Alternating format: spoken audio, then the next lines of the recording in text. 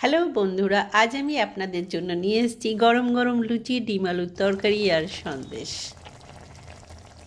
ডিম আলুর তরকারিটা একদম ঘরোয়া স্টাইলে, হালকা মশলা, একটু টমেটো আর ভালোবাসার ছোঁয়া।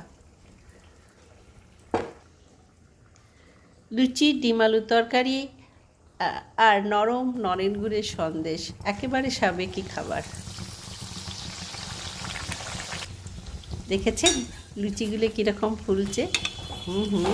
সব কিছুই হচ্ছে ময়দা মাখার কেরামতি।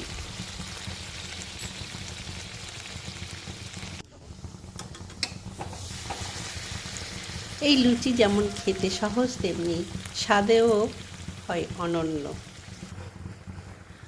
গরম গরম ফুলে ওঠা এই লুচিগুলি সকলের মুখে হাসি এনে দেয়।